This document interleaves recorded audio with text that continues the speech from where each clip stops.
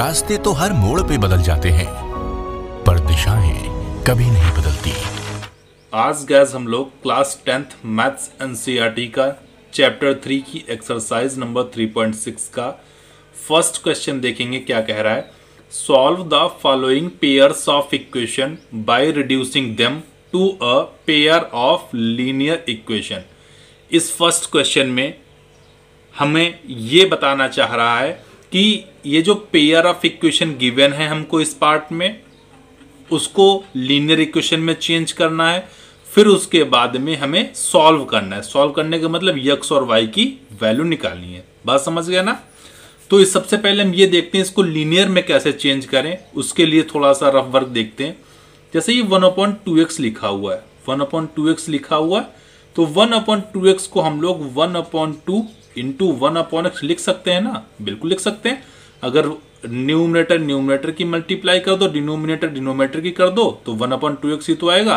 1 1 जा 1, 2 into x, 2x हो जाएगा। बात समझ गया ना? आगे इसमें देखिए प्लस लिखा हुआ है, प्लस लगा दिया। 1/3y को हम लोग क्या 1/3 इंटू 1/y लिख सकते हैं ना? बिल्कुल लिख सकते हैं। 1 1 जा 1 होता है, 3 इंटू y 3y होता है, तो हमारा स्टेप बैक हो जाएगा। ठीक है। फिर इसके बाद में हम लोग 1/x को कुछ एक वेरिएबल, न्यू वेरिएबल लेट कर लेंगे। 1/y को कोई न्यू वेरिएबल लेट कर लेंगे। फिर वहां से हम लोग इसको लीनियर इक्वेशन में रिड्यूस कर देंगे। बात समझ पाए ना? ऐसे ही हम लोग इसको करते हैं। Let 1/x is equal to p and 1/y is equal to q।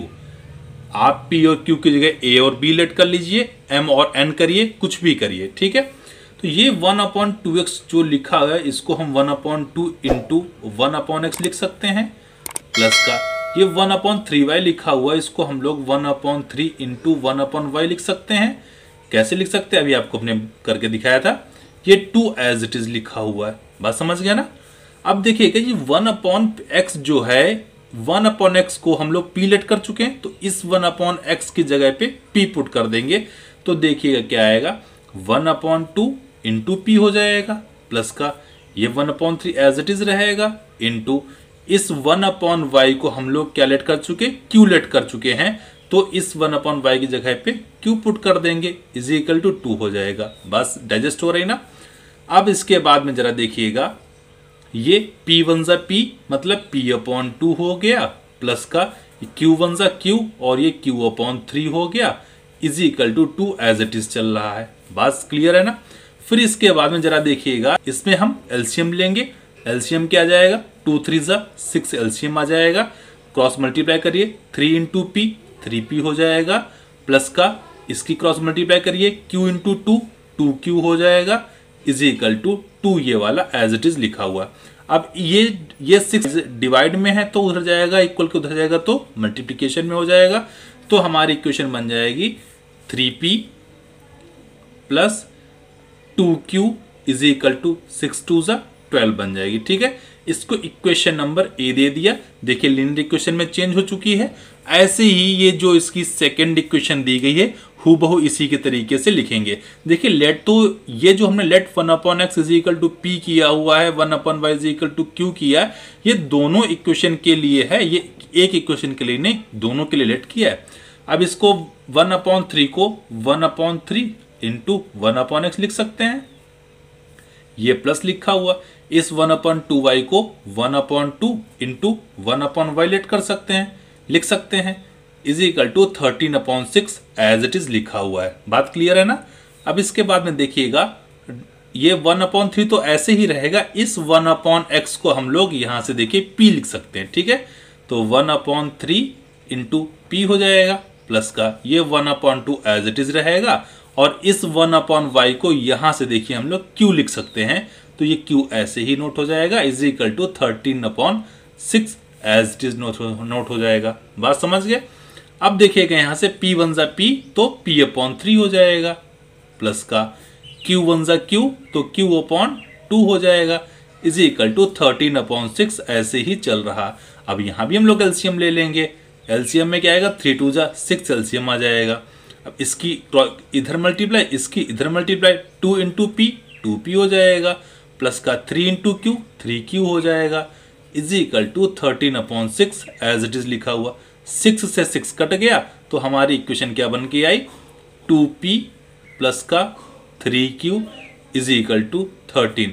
Equation number B आ गई। बात समझ गए। देखिए इक्वेशन नंबर जो 1 लेट की थी वो भी लीनियर में चेंज हो चुकी है, इक्वेशन नंबर 2 लेट की थी वो भी लीनियर में चेंज हो चुकी है। अब हमें किसी तरीके से P और Q की वैल्यू निकालनी है, फिर हम लोग X और Y की फाइंड कर सकते हैं। बात समझ पा रहे हैं। तो P और Q की कैसे निकले, देखिए चैप्टर 3 में हम लोगों ने 3 मेथड पढ़े हुए हैं। पहला क्या था सब्स्टिट्यूशन मेथड, दूसरा क्या था एलिमिनेशन मेथड, तीसरा क्या था क्रॉस मल्टीप्लिकेशन मेथड। आप चाहें जो आपको इजी लगे आप एप्लीकेबल इसमें करें, इसमें अप्लाई करें, हमें P और Q की वैल्यू निकले, हमारे P और Q की वैल्यू निकल जाए। ठीक है, इसमें हम एलिमिनेशन मेथड अप्लाई करते हैं। एलिमिनेशन मेथड क्या होता है, किसी एक वेरिएबल के कोफिशिएंट बराबर होने चाहिए, फिर उसके साइन अपोजिट होने चाहिए, नहीं है तो करेंगे। देखिए P की यहाँ पे P का कोफिशिएंट 3 है और यहाँ पे P का कोफिशिएंट 2 है, तो बराबर करने के लिए क्या करेंगे, इक्वेशन A में 2 से मल्टीप्लाई कर देंगे, इक्वेशन B में 3 से मल्टीप्लाई कर देंगे, फिर उसके बाद में ये देखिए और ये दोनों P जो है प्लस के ही हैं तो दोनों को सबट्रैक्ट कर देंगे। यहां से लिखेंगे multiply by 2 in equation A and by 3 in equation B। इसका मतलब है इक्वेशन A में 2 से मल्टीप्लाई, इक्वेशन B में 3 से multiply. After that subtract equation B from equation A। उसके बाद में हम लोग सबट्रैक्ट कर देंगे। बात समझ गए। तो इस पूरे इक्वेशन में हम लोग पहले 2 से मल्टीप्लाई करते हैं। देखिएगा 2 से मल्टीप्लाई करिए 2 3P प्लस का 2Q ऐसे ही रहेगा इज इक्वल टू, जब RHS में 2 से मल्टीप्लाई करेंगे तो 12 2 जा 24 हो जाएगा। बात समझ गया ना। अब ये हमारी इक्वेशन क्या आएगी 2 3 जा 6P आ जाएगी, 2 के अंदर मल्टीप्लाई करिए 2 2 जा 4Q आ जाएगा इज इक्वल टू, ये 24 एज इट इज रहेगा। इसको अब ये वाली इक्वेशन A है, इसको हम लोग इक्वेशन नंबर A ही चलो दे देते, कोई दिक्कत नहीं है। अब इसमें हम लोग 3 से मल्टीप्लाई करें, चलिए लिखते हैं 3 ब्रैकेट 2P प्लस का 3Q is equal to 13 into 3। इसके अंदर मल्टीप्लाई करिए 3 2 जा 6P प्लस का 3 3 जा 9Q इज इक्वल टू 13 3 जा 39 हो जाएगा। इक्वेशन नंबर B ये आ गया। अब हमने यहां से लिख दिया है after that subtract equation B from equation A। अब हमें सबट्रैक्ट करने इस वाली B इक्वेशन को इससे करनी है। अच्छा हम यहाँ पे अगर C और D कर लें, इसको इक्वेशन C कर लीजिए, इसको इक्वेशन D कर ले तो कंफ्यूजन नहीं होगा। ठीक है, तो यहाँ पे हम लिख दें subtract equation D from C। ठीक है, तो हमें कंफ्यूजन नहीं होगा। अब D वाली इक्वेशन को C से हमें क्या करना है, सबट्रैक्ट करना है। चलिए करते हैं। C वाली इक्वेशन 6P प्लस का 4Q इज इक्वल टू 24 ऐसे लिखा। अब ये वाली इक्वेशन नीचे लिखी आकर के 6P प्लस का 9Q इज इक्वल टू 39। अब इनको हमें सबट्रैक्ट करना है। सबट्रैक्ट करने का मतलब जो नीचे इक्वेशन लिखी होती है उसके अपोजिट साइन पुट किए जाते हैं। ठीक है, ये प्लस का है तो माइनस पुट कर दिया, ये प्लस का है तो माइनस पुट कर दिया, ये प्लस का है तो माइनस पुट कर दिया। अब देखिएगा 6P और 6P कट गया, क्यों, ये प्लस का है ये माइनस का है। अब यहाँ पे 4Q प्लस का है और 9Q माइनस का है, तो माइनस का 5Q बच जाएगा, क्यों, माइनस की क्वांटिटी बड़ी है। अब यहाँ से देखिए 24 प्लस का है और 39 माइनस का है, तो यहाँ पे जब सबट्रैक्ट हम लोग कर देंगे तो कितना बचेगा, माइनस का 15, क्यों, माइनस की क्वांटिटी बड़ी है, माइनस से माइनस कट गया। यहां से अगर Q की वैल्यू निकालें तो Q इज इक्वल टू 15/5 हो जाएगा, 5 3 जा 15, Q इज इक्वल टू क्या आ गया, 3 आ गया। अब Q की वैल्यू चाहे इक्वेशन C में पुट करो चाहे इक्वेशन D में पुट करो, हमारी दूसरे वेरिएबल मतलब P की वैल्यू आ जाएगी। देखिएगा put q is equal to 3 in equation C में पुट करिए चाहे डी में पुट करिए, मैं सी में ही पुट कर रहा हूं। 6p तो ऐसे ही रहेगा प्लस का, ये 4q लिखा है ना, 4 इंटू क्यू की वैल्यू 3 है, 4 इंटू 3 हो जाएगा इज इक्वल टू 24 ऐसे ही लिखा है। 6p एज इट इज रहेगा, प्लस का 4 3 12 इज इक्वल टू 24 है। अब यहां से अगर 6p की वैल्यू निकालें तो प्लस का 12 इक्वल को उधर गया तो माइनस का 12 हो जाएगा।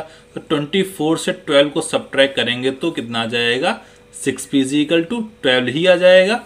अब यहां से अगर p की बात करें तो 6 2 12, तो p की वैल्यू क्या आ गई, 2 आ गई। ठीक है, अब देखिए यहां से q की वैल्यू 3 आई है और p की वैल्यू 2 आई है। हमें p और q की वैल्यू नहीं चाहिए थी। अब हम लोग क्वेश्चन में देखते हैं, हमने p और q को कुछ लेट किया था, 1/x is equal to p let किया था, 1/y is equal to q let किया था। ठीक है ना, तो यहां से लिखेंगे